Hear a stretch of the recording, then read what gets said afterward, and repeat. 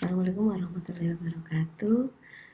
Berjumpa lagi pada mata kuliah Etika Bisnis dalam Islam. Tema kali ini kita akan membahas tentang trust dalam bisnis dan pemasaran Islam. Bahwa di dalam kerangka pemasaran bisnis Islam,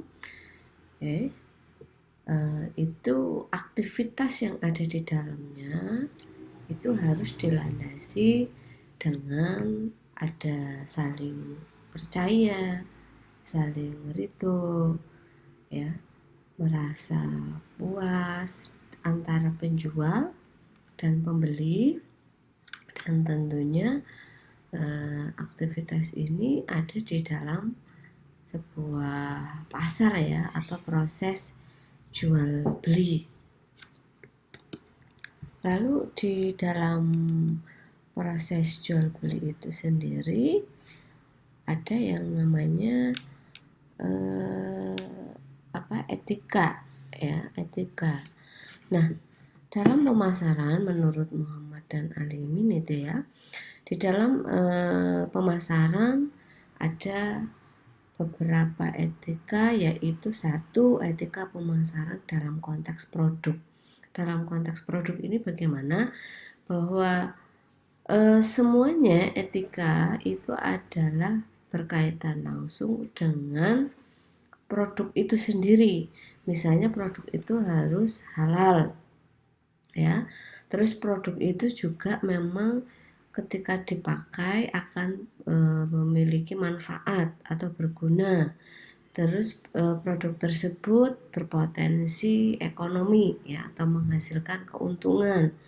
Produk itu memiliki nilai tambah yang tinggi, atau juga produk itu dapat memuaskan masyarakat. Itu etika dalam konteks produk. Nah, sedangkan etika dalam konteks harga itu pertama tentu biayanya wajar ya, atau mudah dijangkau oleh masyarakat.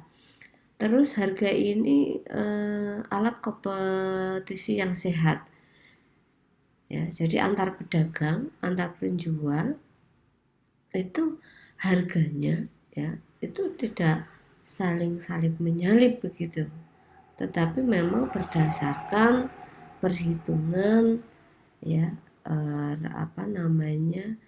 beban biaya produk, keuntungan, beban pajak dan sebagainya.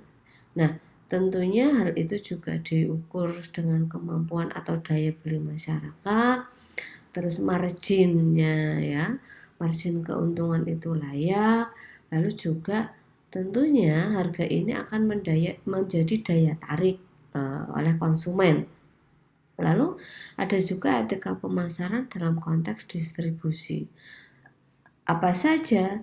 Nah, kalau dalam konteks distribusi itu tentunya ada kecepatan dan ketepatan waktu, keamanan dan keutuhan ya. Jadi cepat, tepat, tapi barangnya nggak aman. Nah, ini kan nggak safety sama sekali. Maka harus ada keamanan, keutuhan barang ketika sampai pada konsumen. Lalu sarana kompetisi itu ya kepada pelayanan kepada masyarakat karena berbasis pada kepuasan pelanggan. Lalu konsumen juga mendapatkan pelayanan tepat dan cepat.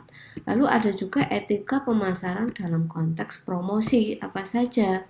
Pertama, sarana memperkenalkan barang. Kedua, informasi dari kualifikasi barang. Jadi dikenalkan bahwa produksi A, produk B itu keunggulannya apa atau fungsinya apa saja. Jangan sampai kita memperkenalkan produk konsumen itu nggak tahu manfaatnya. Lalu tentunya promosi ini menjadi daya tarik terhadap konsumen, serta informasi yang fakta ya, bukan bohong. Jadi jangan sampai produk yang kita jual tapi gambar yang ditampilkan itu tidak sesuai dengan kondisi real atau sangat jauh gitu ya. Kalau ada kemiripan ya mungkin masih ditolerir, tapi kalau sudah sangat jauh atau berbeda dengan kondisi yang sebenarnya, nah ini tentunya dalam kategori penipuan. Tuh. Lalu selanjutnya, nah Di dalam Al-Quran itu sendiri bahwa ini merupakan perniagaan gitu ya, itu menjadi sesuatu yang dihalalkan. Nah, tetapi tentunya tidak boleh perniagaan jual beli itu didasari rasa saling tidak percaya atau bahkan itu suatu kebohongan. Nah, apa sih perbedaan bisnis Islam dan non Islam begitu ya? Nah, di sini menurut ahli dikatakan bahwa bisnis Islam secara asas itu berdasarkan akidah Islam. Nah, kalau bisnis non Islam tentunya berbasis materialistik gitu ya. Ya apa ya, intinya pokoknya semata-mata hanya berbasis pada keuntungan. Lalu motivasinya bisnis Islam dunia akhirat. Kalau bisnis non Islam itu ya hanya sifat duniawi, ya ada orientasinya tidak hanya keuntungan tetapi juga ada zakat, profit, itu ya keberkahan. Nah itu. Lalu bahwa bisnis itu merupakan etos kerja yang tentunya ini ada nilai ibadah kalau di dalam bisnis Islam. Lalu juga secara mental ini bahwa bisnis ini sebuah manifestasi dari sifat muslim ya atau karakteristik kemusliman seseorang. Nah, ini lalu keahlian itu sendiri juga bahwa kita harus cakap dan ahli di bidangnya, amanah ya tentunya, terus modal harus halal ya, tidak boleh percampuran antara halal dan haram. Lalu sumber daya manusia tentunya sesuai dengan kompetensi dan sesuai dengan akad kerjanya. Ada juga begitu terkait manajemen, ini tentunya berkaitan dengan konteks bahwa semuanya harus dipertanggungjawabkan ya, tidak hanya berbasis keuntungan, maka manajemen itu harus dikelola secara baik, berdasarkan koridor syariah, mengedepankan produktivitas, terus manajemen keuangan ada bagi hasil gitu ya. Lalu juga pemasaran dalam koridor jaminan yang halal itu. Lalu juga pertanggungjawaban itu tidak hanya semata-mata berbicara bisnis, tetapi bahwa bisnis itu harus kita pertanggungjawabkan kepada Allah Subhanahu wa taala ya tentunya. Nah, selain itu di dalam transaksi dalam bisnis Islam itu ada beberapa hal. Yang pertama harus ada akadnya. Ya, ada ijab kabulnya. Ini dari ijab kabul itulah yang nanti akan melahirkan hukum jual beli tadi ya. Intinya bahwa ketika ada akad maka jual beli itu dikatakan sah. Nah, akad dianggap sah itu ketika ada beberapa halangan. Nah, pertama misalnya itu masih di bawah umur.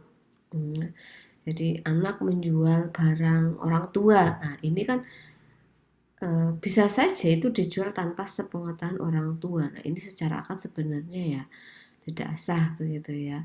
Lalu gila, idiot ya, atau mungkin berlebih-lebihan tadi ya, terus juga ya tertidur. Nah, ini kalau orang tertidur jual beli kayaknya jarang terjadi ya, tapi sangat mungkin terjadi. Lalu ada kesalahan atau terlupa, lalu ada kehilangan akal, mabuk gitu ya, atau hilang kesadaran dan seterusnya. Maka ketika ada proses jual beli yang ternyata ada beberapa unsur tadi, itu menurut Gemala Dewi ini dikatakan tidak sah ya. Jadi tidak selamanya bahwa jual beli itu sah walaupun kedua belah pihak setuju, tetapi kalau ternyata barangnya adalah barang yang bukan dimiliki si penjual, Nah, itu tentunya ini ya harus di cross check kembali kebenaran kepemilikan barang tersebut untuk menjaga kehati-hatian. Lalu selain itu bahwa di dalam bisnis pemasaran Islam itu harus ada trust, ya, harus ada saling rasa percaya. Karena di dalam bisnis itu Nabi itu mengajarkan bahwa kepercayaan merupakan modal utama dalam bisnis. Dan selain itu juga ketika kepercayaan itu sebagai dimensi dalam keimanan seseorang itu, maka seseorang itu akan sangat berhati-hati atau menjauhi segala larangannya. Misalnya tadi ya, kita akan menjual barang yang kita tahu bahwa barang itu cara mendapatkannya tidak halal. Yang kedua, bahwa tahu barang itu tidak layak jual. Nah, itu tentunya sebagai orang muslim kita menghindari hal-hal yang seperti itu. Ya, jangan sampai konsumen itu tidak percaya. Karena apa? Karena merasa dibohongi atau memanfaatkan momen. Wah, ini lagi banyak pengunjung, harganya dinaikkan. Nah, ini kan tentunya ya margin keuntungannya tidak standar ya, tidak sesuai yang seharusnya. Ini tentunya merugikan konsumen. Jadi orang mau beli lagi itu ya malas gitu. Lalu yang kedua, adanya kepercayaan dalam bisnis dan pemasaran. Ini biasanya trust ini sebagai magnet untuk menjaring konsumen. Jadi sekali orang percaya, merasa puas dengan produk yang kita beli, maka akan sangat kemungkinan konsumen itu kembali untuk membeli produk kita. Nah, tentunya selain itu juga harus melakukan upaya strategi ya, agar konsumen kembali baik skala besar ataupun skala kecil. Nah, ketika bisnis dan pemasaran itu melakukan perilaku yang antitrust ya, itu menurut Philip Kotler itu ya. Jadi ada beberapa hal bisa terjadi dalam keputusan penjualan. Misalnya terkait dengan ada upaya penyuapan, ada pencurian rahasia dagang, gitu ya. Ada penekanan pelanggan, ada penyajian yang tidak benar, ada hak-hak pelanggaran dan diskriminasi. Lalu juga kalau dalam keputusan iklan misalnya ternyata iklannya palsu, produk yang dijual itu tidak sesuai dengan iklannya, ya, iklan yang menipu, iklan yang memancing, mengalihkan, nah dan seterusnya. Lalu berkaitan juga dengan keputusan pengemasan, ya. Nah ini produk itu tidak sesuai, terus perjanjian yang mengikat tapi tidak menguntungkan, nah itu juga tidak boleh. Lalu juga dalam keputusan hubungan persaingan, ini misalnya berkaitan adanya persaingan yang mematikan ya, tidak persaingan sehat. Lalu ada juga keputusan produk ya, misalnya ada penambahan dan penghapusan produk yang tidak konfirmasi kepada pihak konsumen ya, terus juga ada pelanggaran paten ya, hak paten, haki dan seterusnya. Misalnya juga berkaitan dengan garansi atau produk-produk yang membahayakan konsumen. Ada juga keputusan pengemasan, itu ya pelabelan yang jujur, biaya yang tidak berlebihan tentunya, terus juga memperhatikan adanya polusi dan limbah. Jadi jangan sampai kita memiliki produk atau memproduksi sesuatu justru merugikan masyarakat ya, dengan polusi ataupun limbah yang kita ciptakan. Ada juga keputusan harga. Nah, terkait dengan bagaimana pengaturan harga, pemeliharaan harga jual ya, diskriminasi harga serta penetapan harga yang menipu. Diiklankan harganya 10.000, ternyata ketika konsumen mendatangi langsung atau membeli harganya langsung menjadi 15.000. Nah, ini kan menipu. Atau kita tidak pernah mencantumkan harga, ternyata nanti digetok dengan harga yang tinggi. Nah, itu tidak boleh. Hal-hal itu ya yang menimbulkan antitrust ya. Orang tidak percaya dengan produk kita. Lalu trust dalam sebuah kemaslahatan. Nah, karena Nabi itu juga menyampaikan bahwa di dalam prinsip manajemen bisnis modern, pertama adalah berbasis kepuasan pelanggan. Ya, yang kedua bagaimana pelayanan itu unggul. Lalu yang ketiga kemampuan, kapasitas yang baik. Bagaimana juga produk itu efisien, transparan, serta dilakukan adanya persaingan yang sehat dan kompetitif. Ini menjadi sangat penting untuk membangun trust. Lalu yang selanjutnya adalah bagaimana upaya percepatan terhadap trust. Itu pertama dilakukan harus adanya upaya yang percepatan ya, upaya percepatan juga menekan biaya operasional. Nah, kita misalnya melakukan promosi begitu, tapi dengan tidak menurunkan kualitas.